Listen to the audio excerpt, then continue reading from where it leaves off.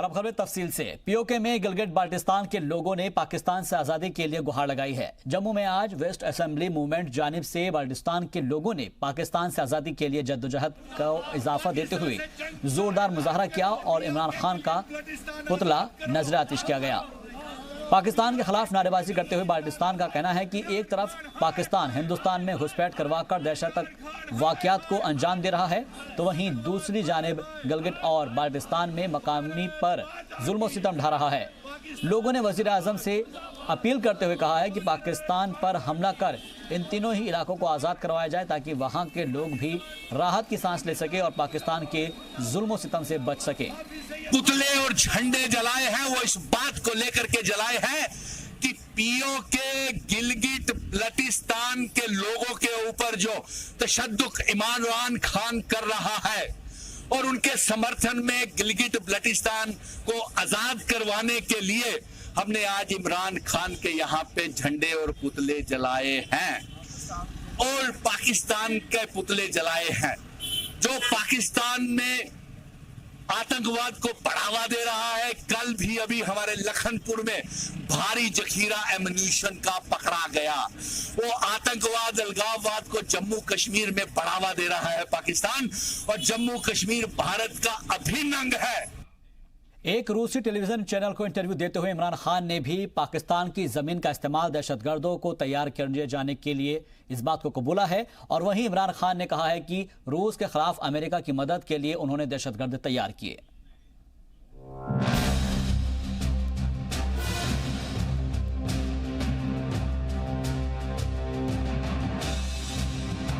पाकिस्तान के वजीर आजम इमरान खान ने भी अपने यहाँ दहशतगर्दों की मौजूदगी की बात कबूल की है। इमरान ने कबूल किया है कि पाकिस्तान ने 80 की दहाई से दहशतगर्द पाले हैं। रूस के चैनल रशिया टुडे को दिए इंटरव्यू में इमरान ने ये बातें कबूली। Here in 80s we were training these mujahideen people to do jihad against the Soviets when they occupied Afghanistan. So these people were trained by Pakistan, funded by the American CIA. लेकिन हाफिज सईद और मसूद अजहर जैसे दहशतगर्दों को पालने की बात कबूल करने की बजाय इमरान ने खुद पाकिस्तान को दहशतगर्दी के शिकार मुल्क के तौर पर पेश करने की कोशिश की। इमरान ने इसका ठीकरा अमेरिका के सिर फोड़ा और कहा कि अफगानिस्तान में सोवियत यूनियन के खिलाफ अमेरिका ने पाकिस्तान की मदद से दहशतगर्द तैयार किए थे। बाद में अमेरिका जब अफगानिस्तान में कूदा तो यही दहशतगर्द पाकिस्तान के खिलाफ हो गए, जिसे पाकिस्तान आज तक भुगत रहा है। And now, a decade later, when the Americans come into Afghanistan, the same groups who are all in Pakistan are supposed to say that no, now because the Americans are there, it's no longer jihad, it's terrorism. You know, it was a big contradiction. इसके पहले पाकिस्तान के वजीर दाखिला एजाज अहमद भी अपने मुल्क में दहशतगर्दों की मौजूदगी की बात कबूल चुके हैं। दहशतगर्दों पर कार्रवाई करने की जगह इमरान अमेरिका को ही जिम्मेदार ठहरा रहे हैं और खुद दहशतगर्दी को फरोग दे रहे हैं। ब्यूरो रिपोर्ट, जी सलाम। पाकिस्तान अब दरअंदाजी के लिए एक नई साजिश रच रहा है। लाइन ऑफ कंट्रोल और इंटरनेशनल बॉर्डर के पास जो नदी, नाले और नहर बहती है, पाकिस्तान अब वहां से रबर बोट के जरिए दहशतगर्दी को कश्मीर में दरअंदाजी का प्लान बना रहा है। दरअसल कश्मीर में दहशतगर्दों की दरअंदाजी के लिए पाकिस्तान रोजाना नई साजिश रच रहा है।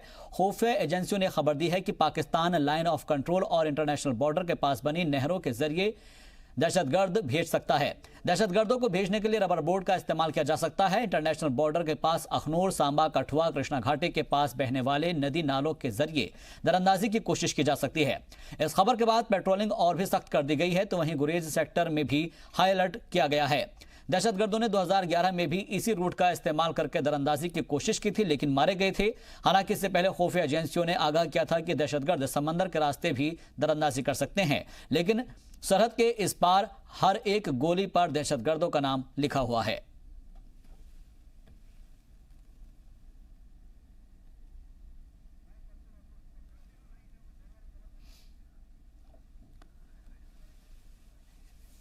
तो पाकिस्तान अब दरअंदाजी के लिए एक नई साजिश रच रहा है। दरअसल लाइन ऑफ कंट्रोल और इंटरनेशनल बॉर्डर के पास जो नदियां हैं, नाले हैं और नहरें बहती है, वहां पर पाकिस्तान अब वहां से रबर बोट के जरिए दहशतगर्दों को कश्मीर में दरअंदाजी का प्लान बना रहा है। कश्मीर में दहशतगर्दों की दरअंदाजी के लिए पाकिस्तान रोजाना नई साजिश रच रहा है और ये जानकारी खुफिया एजेंसियों के हवाले से मिली है, जहां पर पाकिस्तान लाइन ऑफ कंट्रोल और इंटरनेशनल बॉर्डर के पास बनी हुई नहरों के जरिए दहशतगर्द भेज सकता है और दहशतगर्दों को भेजने के लिए रबर बोट का इस्तेमाल किया जा सकता है। इंटरनेशनल बॉर्डर के पास अखनूर, सांबा, कठुआ, कृष्णा घाटी के पास बहने वाले नदियों नालों के जरिए दरअंदाजी की कोशिश की जा सकती है। अब हालांकि इस खबर के मिलने के बाद पेट्रोलिंग और भी सख्त कर दी गई है और इसके अलावा गुरेज सेक्टर में भी हाई अलर्ट रखा गया है। दहशतगर्दों ने 2011 में भी इसी रूट का इस्तेमाल करके दरअंदाजी की कोशिश की थी, लेकिन वो मारे गए थे। और इससे पहले बता दें आपको कि खुफिया एजेंसियों ने भी आगाह किया था कि दहशतगर्द समंदर के रास्ते भी दरअंदाजी कर सकते हैं, लेकिन सभी को मालूम है कि सरहद के इस पार हर एक गोली पर दहशतगर्दों का नाम लिखा हुआ है।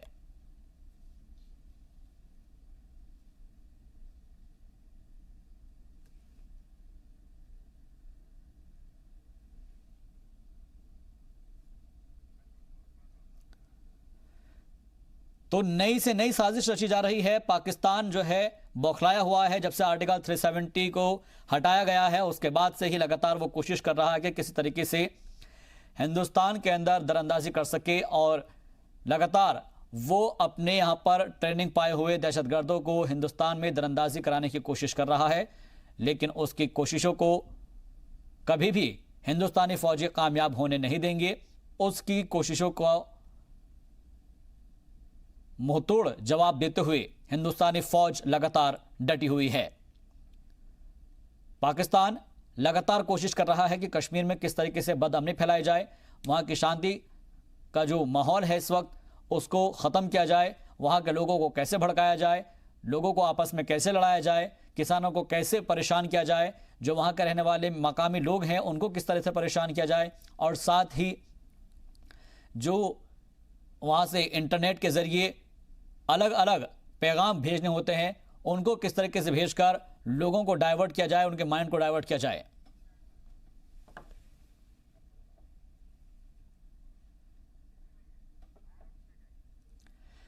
इमरान खान पीओके के लिए चाहे जिस हद तक चले जाए 2022 तक पीओके हिंदुस्तान का हो जाएगा, ये बात कही जा रही है, तो इसके पीछे कुछ वजह भी होगी।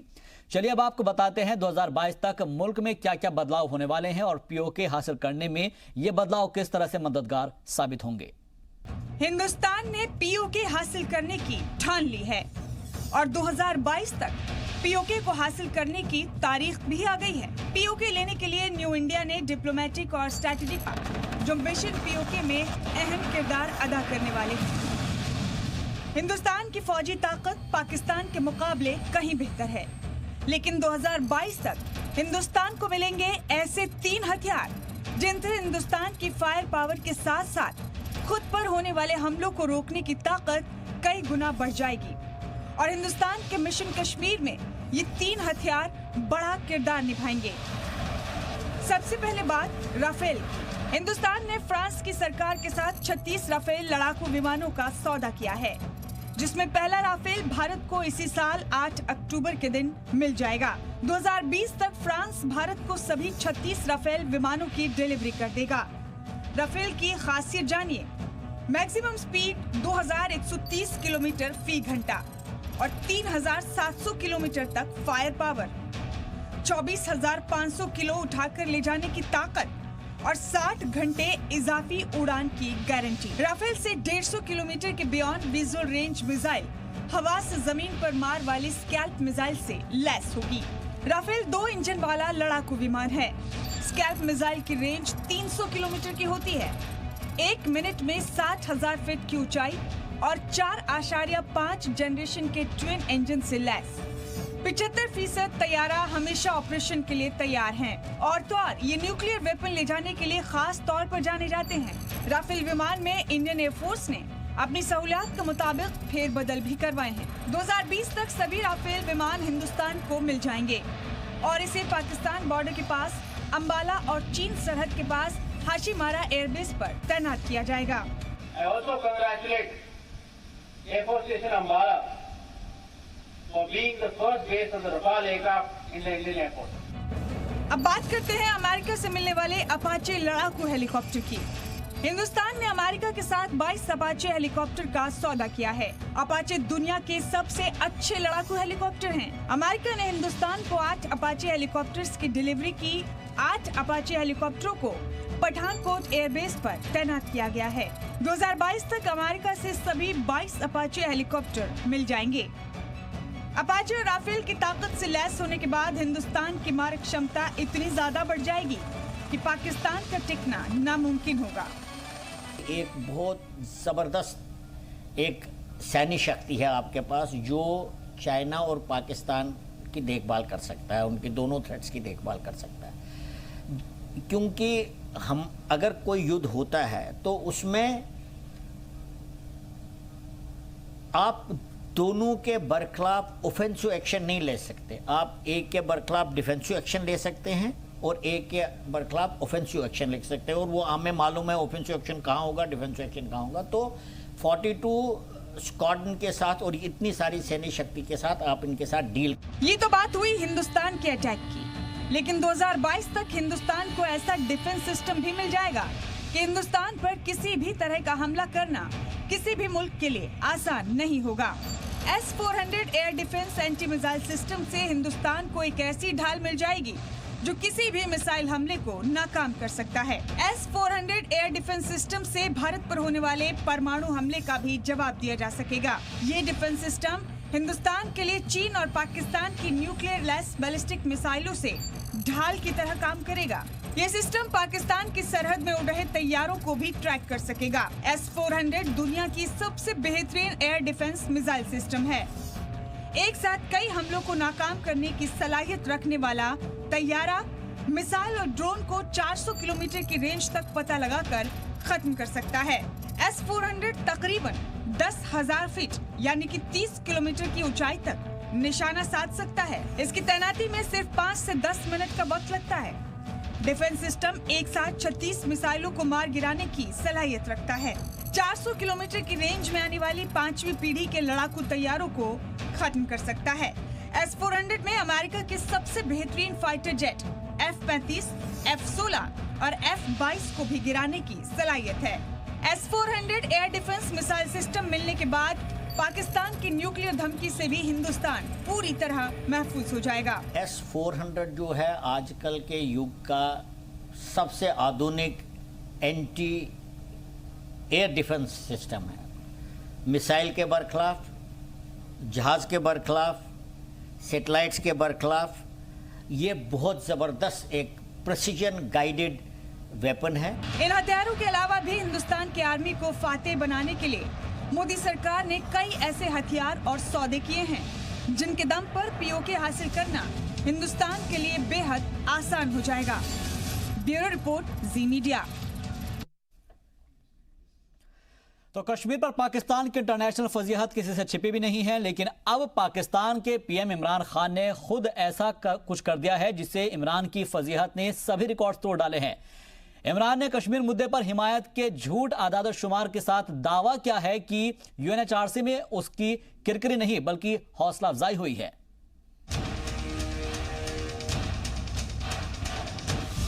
जम्मू कश्मीर से आर्टिकल 370 हटाए जाने के बाद से कश्मीर को लेकर पाकिस्तान ने पूरी दुनिया के सामने रोना रोया, लेकिन हर जगह उसे सिर्फ और सिर्फ मुंह की खानी पड़ी। UN में अपना करीबी दोस्त चीन के साथ मिलकर हिंदुस्तान के खिलाफ साजिश की, लेकिन वहां भी उसकी दाल नहीं गली। और तो और जब UNHRC में पाकिस्तान ने हिंदुस्तान के खिलाफ कश्मीर मुद्दे पर स्पेशल सेशन बुलाने की अपील की तो वहां भी उसे अपने झूठ का बोरिया बिस्तर समेटना पड़ गया। लेकिन लगता है कि बार बार जलालत का झूठ पीने वाले पाकिस्तान के वजीर आजम इमरान खान के लिए इतनी बेइज्जती काफी नहीं थी। इमरान ने अब कुछ ऐसा कर दिया है जिससे इंटरनेशनल मंच पर हो रही उनकी किरकिरी नई ऊंचाइयों पर पहुंच गई है। यकीन नहीं होता तो जरा इमरान खान के स्ट्रीट को देखिए। जुमेरात को इमरान खान ने अपने स्ट्रीट में दावा किया कि कश्मीर के मुद्दे पर UNHRC में पाकिस्तान को 10 या 20 नहीं बल्कि पूरे 58 मेंबर ममालिक की हिमायत हासिल है। लेकिन झूठ की पीएचडी कर चुके इमरान खान ये बात भूल गए कि यूएनएचआरसी में मेंबर मुल्कों की तादाद सिर्फ 47 होती है और इन ममालिक में हिंदुस्तान और पाकिस्तान भी शामिल है। You have to understand that in the UN Human Rights Council there are 47 members, including India and Pakistan. They are claiming 60. It means that I think either they have gone beyond this community to the wider international community. They are in a position where I think it is quite desperate situation for them, and that is why I think they are kind of indulging in these sort of measures. Imran को ऐसी उम्मीद थी कि कश्मीर पर हर जगह अलग थलग पड़े पाकिस्तान के अवाम के सामने वो झूठ बोलकर अपनी फजीहत पर पर्दा डाल देंगे, लेकिन सियासत के कच्चे खिलाड़ी इमरान खान यहाँ भी बड़बोलेपन में अपनी हद पार कर गए। अब गलती छिपानी है तो नई दलील दी जा रही है। पाकिस्तान का कहना है कि यूएन के 153 मेंबर ममालिक हैं और इनमें से 47 मुल्क ऐसे हैं जो ह्यूमन राइट्स काउंसिल के मेंबर हैं। इन्हीं मुल्कों को वोटिंग करने का हक है और इन्हें यूनाइटेड नेशंस जनरल असेंबली की जानिब से चुना जाता है। पाकिस्तान के मुताबिक उसके जॉइंट स्टेटमेंट को 60 से ज्यादा मुल्कों की हिमायत मिली है, जिसकी लिस्ट 27 सितंबर को ह्यूमन राइट्स काउंसिल के सेशन खत्म होने के बाद जारी की जाएगी। पाकिस्तान का दावा है कि उसका साझा बयान अभी भी हिमायत के लिए ओपन है और कोई भी मुल्क उसे सपोर्ट करने के लिए आगे आ सकता है, और अगर ऐसा हुआ तो ह्यूमन राइट्स काउंसिल में कश्मीर के मुद्दे पर पाकिस्तान की जानिब से लाए गए साझा बयान की हिमायत करने वाले मुल्कों की तादाद बढ़ सकती है। सच्चाई ये है कि जम्मू कश्मीर में ह्यूमन राइट्स की खिलाफ वर्जी का हल्ला मचाने के लिए पाकिस्तान ने स्पेशल सेशन बुलाने का मुतालबा किया था, जो यूएनएचआरसी में खारिज हो गई। हिंदुस्तान मुखालिफ एजेंडे का 115 पन्नों का डोजियर यूएनएचआरसी में मंजूर तक नहीं हुआ था।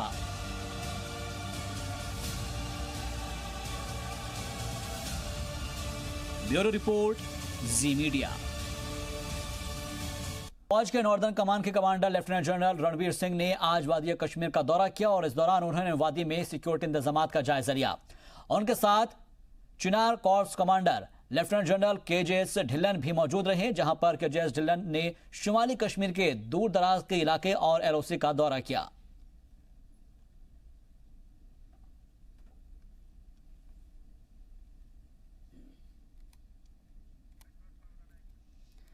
तो दरअसल आपको बता दें कि अलग अलग जगहों पर जिस तरीके से 370 को हटाने के बाद वहां के हालात का जायजा लिया जा रहा है और केजेएस ढिल्लन वहां पर पहुंचे और हालात का जायजा लिया। दरअसल आपको बता दें कि आर्टिकल 370 हटने के बाद धीरे धीरे करके सभी जगहों से पाबंदी हटा ली गई है।